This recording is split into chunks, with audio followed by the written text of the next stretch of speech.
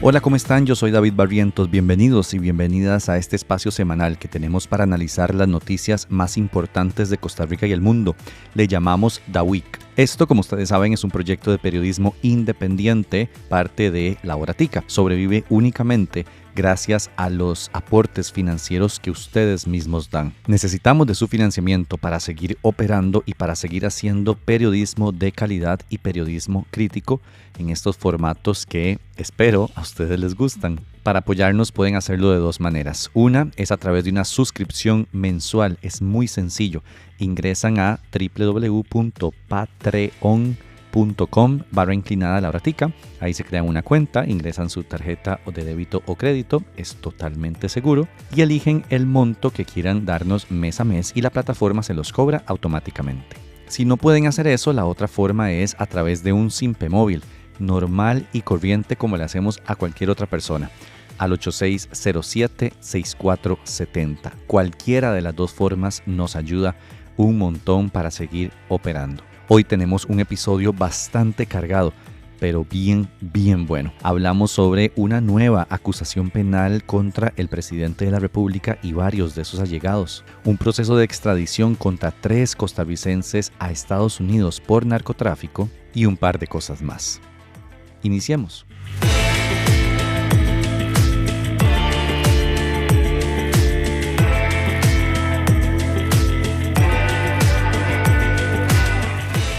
Hubo tanto esta semana que esta noticia casi pasa desapercibida, pero acá no la vamos a dejar ir así nomás. ¿Se acuerdan cuando Rodrigo Chávez decía que venía a barrer la corrupción y acabar con los privilegios de la política tradicional?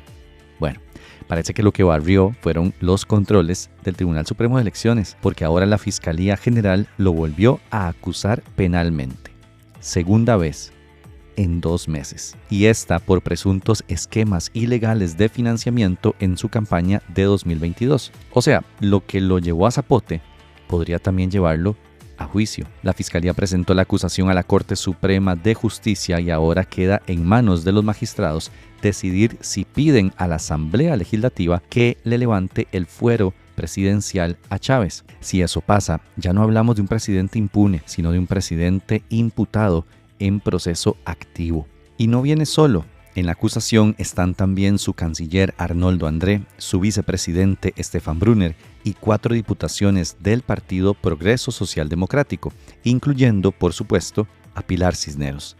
Porque si hay drama, tiene que estar Pilar. Las otras diputaciones son Waldo Agüero, Paola Nájera y Luz María Alpizar. La acusación se refiere a estructuras paralelas de financiamiento al margen de los controles del Tribunal Supremo de Elecciones. Según el TSE y la Fiscalía, se creó un esquema oscuro que movió más de $500,000 por fuera de las vías legales, plata en efectivo, fideicomisos con nombres de telenovela y aportes de dudoso origen. La Fiscalía cita 3 artículos del Código Electoral y dice que hay suficientes elementos de convicción para llevar esto a juicio. Las penas podrían llegar hasta 6 años de cárcel. Porque sí, financiar campañas al margen de la ley no es solo una viveza tica, es un delito. Cisneros salió con los tacos de frente, como siempre, a decir que esto es una persecución del fiscal Carlos Díaz, que es un ataque contra el movimiento chavista, que es desesperación y que nadie tiene miedo. Aunque ojo, una cosa es no tener miedo y otra es tener a una fiscalía encima.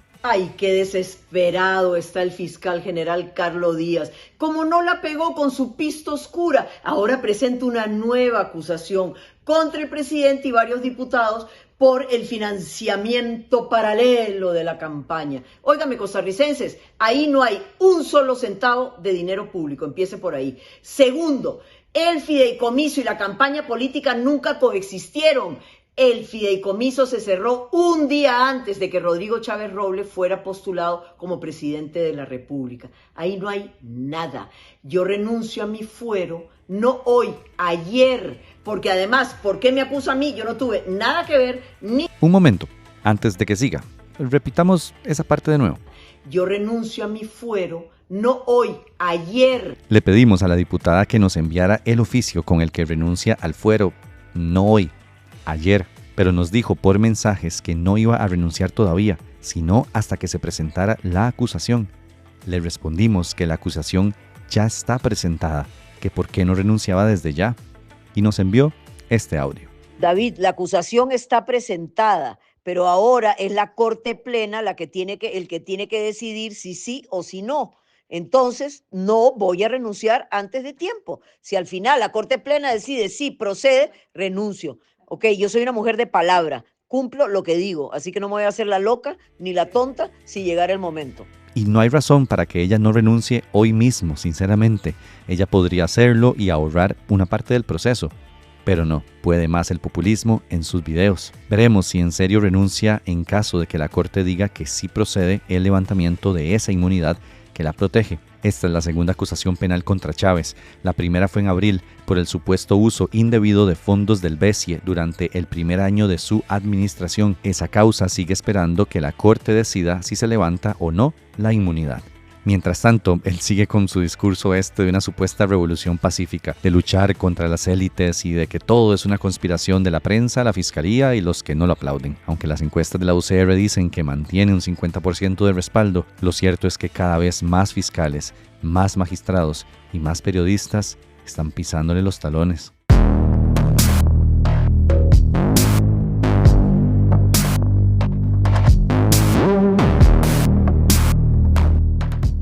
La noticia de la semana es, sin duda alguna, la histórica detención de 3 costarricenses a petición de la Agencia de Control de Drogas de los Estados Unidos, la DEA, para ser extraditados a ese país. Se trata de Jonathan Álvarez, Edwin López, conocido como Pecho Rata, y nada más y nada menos que Celso Gamboa Sánchez. Celso, el famoso Celso, ex viceministro, ex ministro, ex director de la DIS, ex fiscal general adjunto, ex magistrado, extraditado. Perdón. El lunes en la noche el director del organismo de investigación judicial anunció la detención de Gamboa para iniciar el proceso de extradición a petición de la DEA y un tribunal de Dallas, Texas, por supuestamente haber cometido 2 delitos relacionados al tráfico internacional de drogas. Y esto abre una caja de Pandora bien bonita, pero a la vez triste y escalofriante. Voy a dividir esta noticia en 2 partes. Celso y su posible ligamen con el narcotráfico por un lado, y por el otro, el proceso de extradición como tal. Empecemos por el primero. El medio digital CR Hoy tuvo acceso a parte de la solicitud de extradición que llegó a Costa Rica contra Gamboa, por lo que me voy a basar en eso para explicarles lo siguiente. La DEA identifica al ex magistrado como cabecilla regional del Cartel del Golfo, una organización criminal mexicana cuyas labores de tráfico de drogas se extienden por varios países de Latinoamérica, como Honduras, Panamá, Guatemala y otros. El medio dice que tiene fuentes cercanas al caso que confirman que Celso manejaba desde Costa Rica la coordinación y logística para trasladar droga. Además, indican que fueron 2 ex socios de Gamboa, quienes hoy están extraditados en Estados Unidos, los que dieron esta información a la DEA para que les sirviera en el caso contra el costarricense. Además, CR Hoy indica, de nuevo, basado en el acceso que tuvieron a parte del documento de solicitud de extradición, que Gamboa habría asegurado a 2 de sus socios actuales que él podía garantizar la recepción de la cocaína que llegara a través de la costa atlántica o pacífica, ya que tenía contactos en el gobierno. En honor a la verdad, no se indica que sea ni el presidente ni el ministro de Justicia, por lo menos en esa solicitud. Ese documento al que tuvo acceso el medio dice que agentes policiales tienen una grabación entre Gamboa y 2 personas que luego fueron informantes de la DEA, en el que el exministro dijo explícitamente que contaba con ayuda gubernamental para que ingresaran los cargamentos de cocaína. Y es que justamente este jueves el director actual de la DIS, Jorge Torres, quien fue ministro de Seguridad del 2022 al 2023 en este gobierno, confirmó ante los diputados de la Comisión de Seguridad y Narcotráfico que Celso Gamboa lo visitó a él mientras era ministro de Seguridad, acompañado de 2 personas más que hoy están detenidas por el OIJ. De hecho, después de que él dijo eso, le preguntaron sobre el contenido de esa reunión y él dijo que no quería decirlo, que era por temas de seguridad y pidió que fuera en una sesión privada. Ahí hubo todo un tema de reglamento, que los diputados no hicieron las cosas como tenían que hacerlas, pero al final tuvieron esa reunión privada sin asesores, sin gente de la asamblea, sin nadie, sin actas, sin absolutamente nadie. Nadie pudo escuchar nada de lo que se dijo ahí y aparentemente el actual director de la DIS les contó los detalles de esa reunión. Los documentos judiciales también expondrían que Celso daba apoyo logístico al grupo criminal porque supuestamente tiene influencia en el Servicio Nacional de Guardacostas y en el manejo de los escáneres portuarios. La DEA, según indica CR Hoy, dice que al parecer Gamboa coordinaba la compra de cocaína directamente con otro grupo vendedor en Colombia. Y es que el currículum de Celso Gamboa es extenso en cuanto a temas polémicos.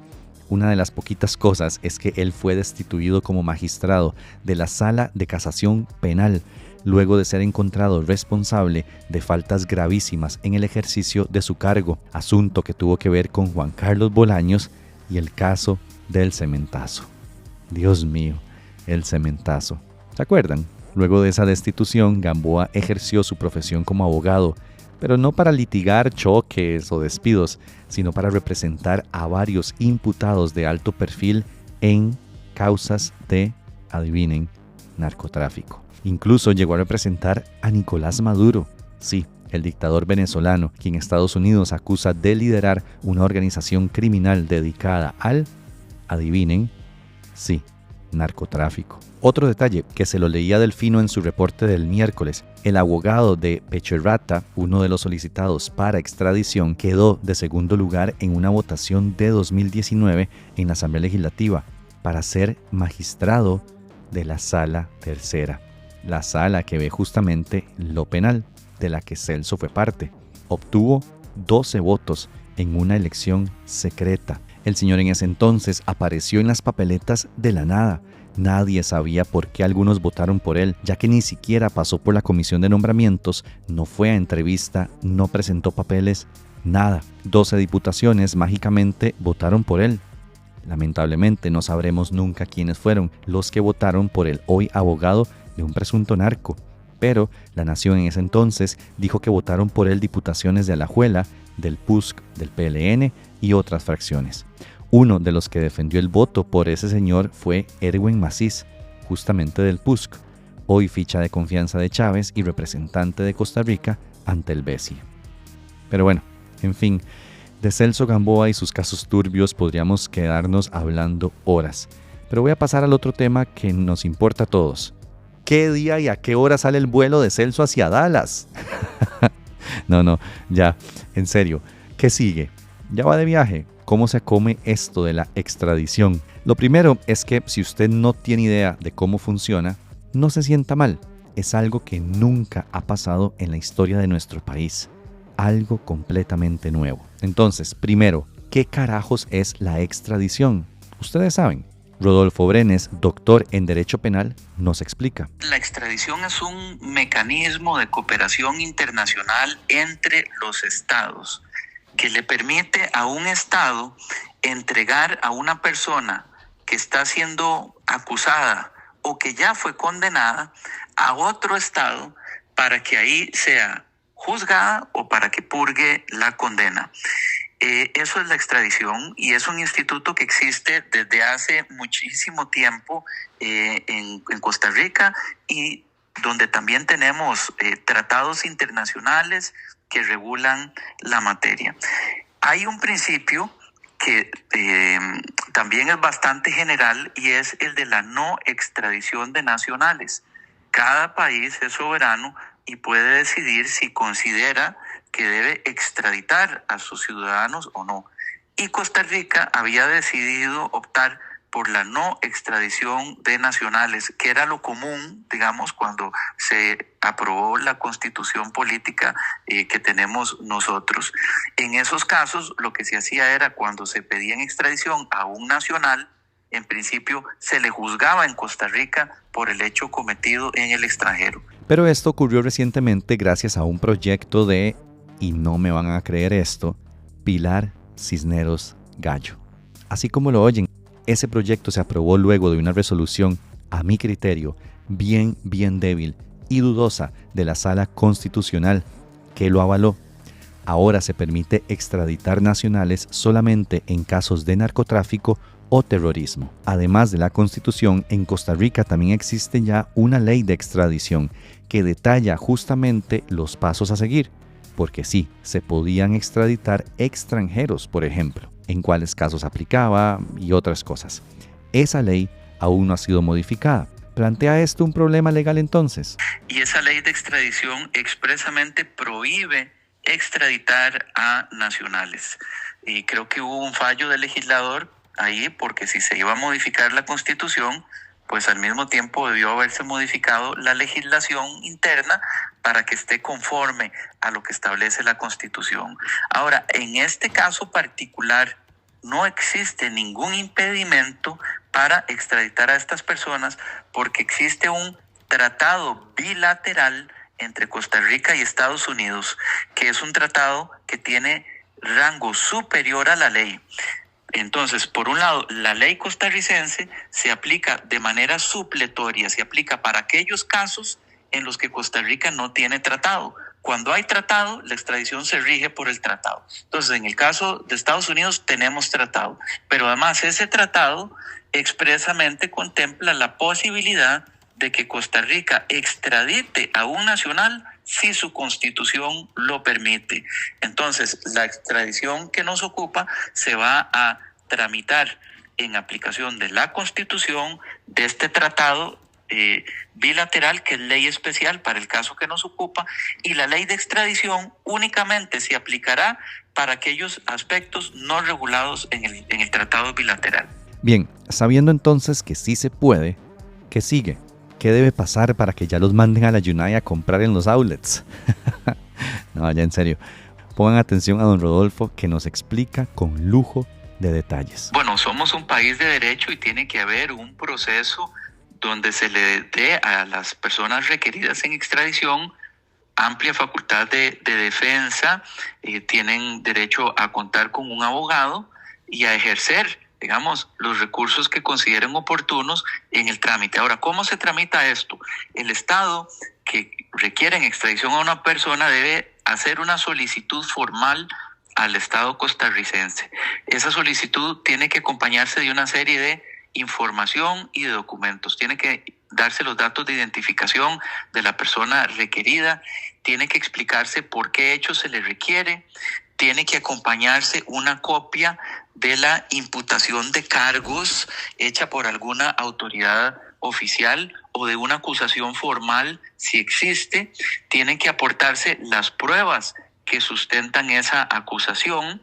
Es necesario aportar también copia de la legislación que nos diga cuál es el delito que se acusa, cuál es la pena que se puede imponer, cuáles son las reglas de prescripción, porque hay que verificar que los hechos no estén prescritos. Entonces, esos son los documentos que se aportan. Cuando se recibe la solicitud de extradición, entonces se produce la detención de la persona requerida, porque en estos casos se considera que lo correspondiente es ordenar la detención mientras se tramita la extradición. Esa detención en este caso ya se ordenó por un plazo de 2 meses. Nuestra ley de extradición señala que se puede ordenar por un plazo de 60 días. Ayer posiblemente lo que se ordenó fue la detención y se le habrá puesto en conocimiento a las personas requeridas toda esta información y documentación que les digo.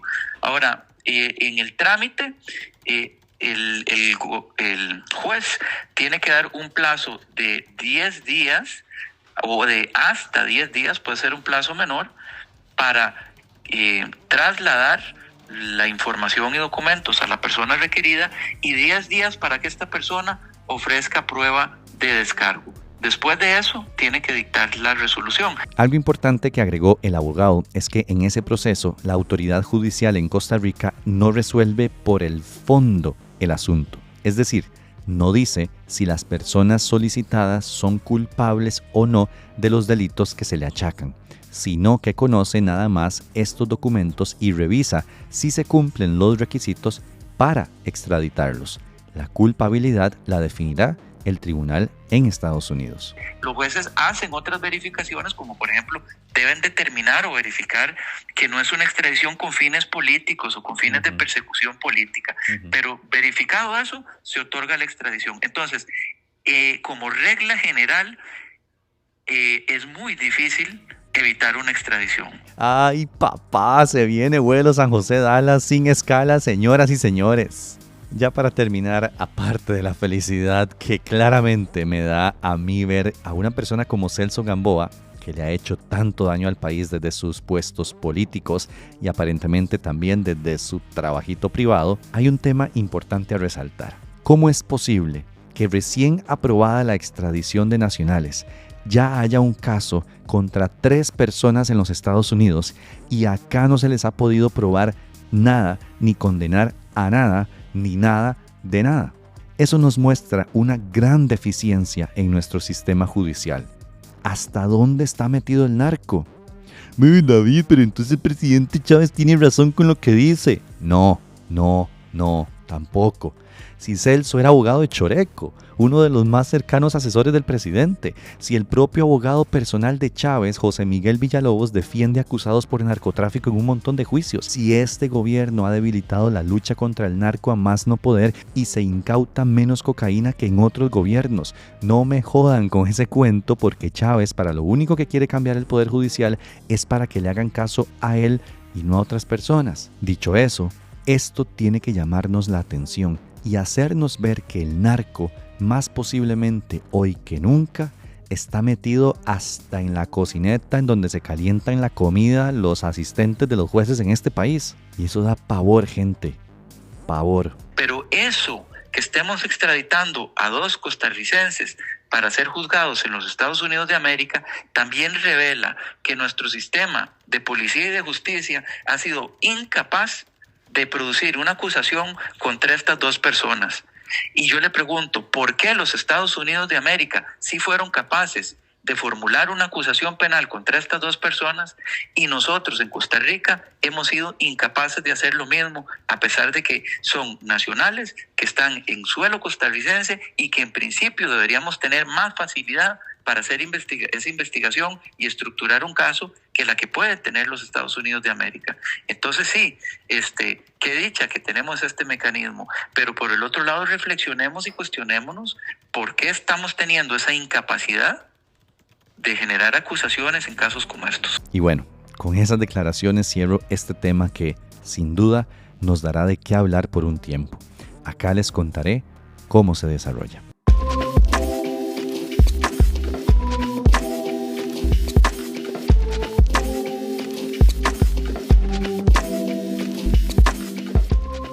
El Tribunal Supremo de Elecciones emitió una resolución esta semana que, honestamente, se las trae. En resumidas cuentas, prohibió que las instituciones del Poder Ejecutivo, también las descentralizadas, las alcaldías y los consejos municipales difundan, a partir del día siguiente de la convocatoria a elecciones nacionales y hasta el propio día de las mismas, información o mensajes que exalten atributos o logros de la respectiva institución, o incluyan la imagen de sus jerarcas. Ahora, esto no es nuevo. Pero entonces... Voy, denme chance. El artículo 142 del Código Electoral ya planteaba desde hace unos años este tipo de prohibiciones. Y la idea detrás de eso es que las autoridades gubernamentales del momento no saquen provecho de estar en el poder para influir al electorado por una opción u otra, mediante publicaciones en medios tradicionales o digitales. El tribunal, porque así se lo exige la Constitución, interpretó ese artículo en el pasado y dijo que esto solo se daba si se pagaba pauta para esos fines. Es decir, solo estaba prohibido pagar, ya sea en un periódico o en Facebook u otra red social, para difundir X o Y logro del gobierno. Sin embargo, eso cambió. Andrei Cambronero, letrado de la presidencia del Tribunal Supremo de Elecciones, nos explica. A finales del año 2024, la Corte Interamericana de Derechos Humanos, en 2 casos concretos, la sentencia Mantilla versus Nicaragua y la sentencia Capriles versus Venezuela, que fueron comunicadas a los países parte de la convención hasta inicios de este 2025, señaló que las redes sociales y plataformas digitales son ventanas o vitrinas importantes de exposición de la autoridad pública y de los funcionarios públicos en general y de la visibilización de su accionar cotidiano, de forma tal que si estos son utilizados durante los periodos de campaña podían generar un desequilibrio que afecta el principio de equidad como una de las características que deben tener todos los procesos comiciales en democracia. En otras palabras, hubo resoluciones de la Corte Interamericana de Derechos Humanos que dijeron, un momento, esto va más allá de solo las publicaciones pagadas. Un gobierno no puede sacar provecho incluso si solo publica en sus redes. A partir de esos pronunciamientos de la Corte Interamericana, el tribunal, aplicando control de convencionalidad, que lo que significa es evaluar el estándar nacional a la luz de los precedentes que van dándose en el sistema interamericano, como lo son estos dos, determinó que debía adecuar su jurisprudencia en punto a que la prohibición del artículo 142 no solo aplicaba a medios tradicionales y medios digitales y a plataformas y redes sociales, como ya se venía haciendo, sino que esa prohibición alcanzaba no solo a piezas publicitarias pagadas, sino a cualquier tipo de pieza publicitaria, aunque no medie pago. Y eso fue lo que cambió esta semana. Ahora, ni el gobierno, ni las municipalidades, ni instituciones descentralizadas podrán publicar información o mensajes que exalten atributos o logros de la respectiva institución. Pero David, eso plantea varias preguntas. Yo sé, yo también me las hice. Por ejemplo, ¿qué es y qué no es un mensaje que exalte atributos o logros? Se lo preguntamos a Andrei. Vamos a ver, en general es lo relativo a, digámoslo así, el buen hacer de cada una de estas instituciones o nueva obra pública, por ejemplo, una carretera, un puente, etcétera, ¿verdad? Quedan reservadas excepciones que están dadas desde la jurisprudencia desde hace mucho tiempo, porque como te digo, sí. La restricción es de décadas atrás, ¿verdad? Sí. Entonces, ya se ha hablado, por ejemplo, que la divulgación de ciertas actividades como el FIA incluso, o campañas obligatorias de vacunación, o, por ejemplo, si hay un corte de agua o electricidad, que la respectiva institución, pues obviamente avisa a las personas usuarias. Eso sigue estando permitido, pero lo que no podría hacerse es esto, ¿verdad? Una divulgación de ese buen hacer, o lo que se entiende como un buen hacer, o como un logro, o como algo, o una aportación importante que se esté haciendo por parte de la respectiva institución. Y para serles honesto, a mí me parece un poco jalada del pelo, ¿saben? Esa interpretación. Entiendo de dónde viene, pero la institución no puede poner en sus redes sociales que inauguraron un puente o que construyeron un hospital. No sé, a mí... Y esto te lo comentamos a Andrei también, y esto nos contestó. Lo que hacen los casos de la Corte es fijar el estándar internacional. Y luego, claro que la Corte se fija o evalúa si ese estándar que está fijando es siendo cumplido por el Estado que está siendo enjuiciado o no. Al resto de Estados parte nos corresponde, por control de convencionalidad, observar el estándar fijado independientemente del caso concreto y ver si nos adecuamos o no nos adecuamos. En las sentencias, lo que desarrolla la Corte, en estas dos, en Mantilla y en Capriles, es que deben existir mecanismos en los países parte efectivos y eficaces para asegurar que el gobierno y el Estado en general no utilice las plataformas y redes sociales como una ventana de exposición, señala la Corte, que pueda provocar esa inequidad en la contienda, porque el resto de fuerzas políticas no tienen ese alcance de proyección y exposición.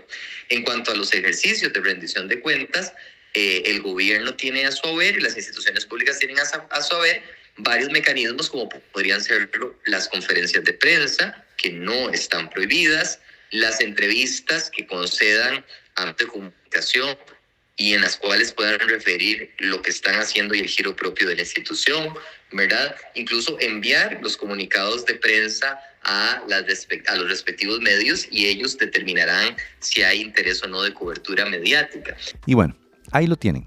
Yo sigo sin estar muy convencido, pero es lo que es y hay que respetarlo. Los gobiernos locales y el nacional tendrán todavía formas de comunicar lo que están haciendo.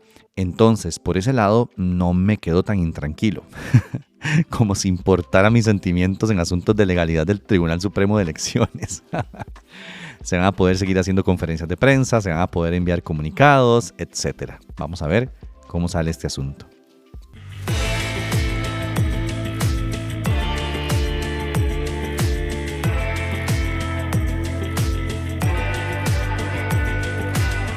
Jornadas de 12 horas. Estúpido proyecto de ley que me tiene harto, maldita sea. Esta semana hubo un cambio importante en la tramitación de esa ley en la Asamblea. Se aprobó con 42 votos a favor y 7 en contra darle vía rápida en el Congreso. Esto implica que ahora habrá menos tiempo para discusión, menos posibilidades de presentar mociones, menos debate, menos todo. Lo único que habrá además son horas trabajadas por día sin el pago de horas extra. La vía rápida se pudo aprobar gracias a los votos de Liberación Nacional.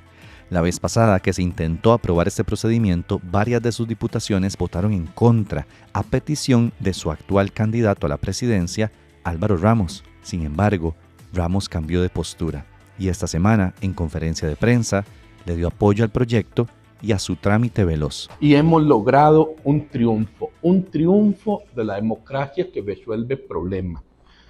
Los empresarios necesitaban seguridad jurídica y también debíamos tutelar por los trabajadores, proteger a los trabajadores. Y hemos logrado ese balance en una nueva propuesta que estimamos más justa, una justicia social que será el norte de esta campaña y de nuestro eventual gobierno en el 2026. Esa justicia social no puede descuidar la indispensable agenda de competitividad y empleabilidad. Necesitamos más trabajos para nuestro pueblo, que está con una participación laboral muy baja y niveles de informalidad inaceptablemente altos. Por eso es que hemos decidido apoyar esta propuesta balanceada. Genera empleos y protege a los trabajadores. Ahora, ¿qué cambió para que Ramos apoyara esta vía rápida? Según dijo, acompañado del jefe de fracción del PLN, metieron mejoras al proyecto. Una de esas es, escuchen bien, que sean los mismos trabajadores de las empresas quienes decidan, mediante votación secreta, si se implementan esas jornadas en sus centros de trabajo. Las empresas que quieran tener esas jornadas deberán presentar una solicitud ante el Ministerio de Trabajo y luego hacer la votación.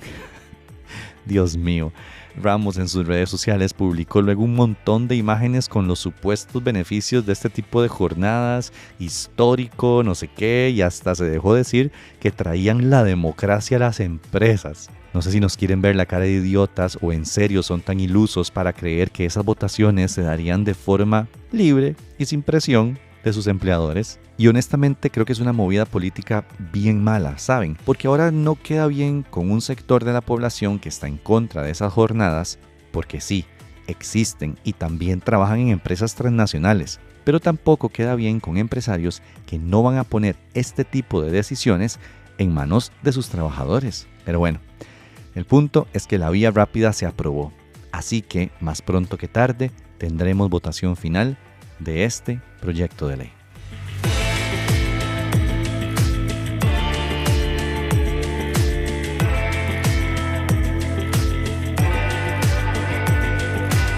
Eso fue un resumen de las cosas más importantes que sucedieron en Costa Rica del 23 al 27 de junio. Recuerden que pueden seguirnos en todas nuestras redes sociales, @lauratica. Pueden compartir este podcast y todos los materiales que hacemos con sus amigos, con sus familiares, con la tía, con el novio, con la novia, con quien quiera. Pero lo más importante que pueden hacer para apoyar este proyecto es financiarlo. www.patreon.com/lauratica o pueden hacernos un simple móvil al 8607-6470.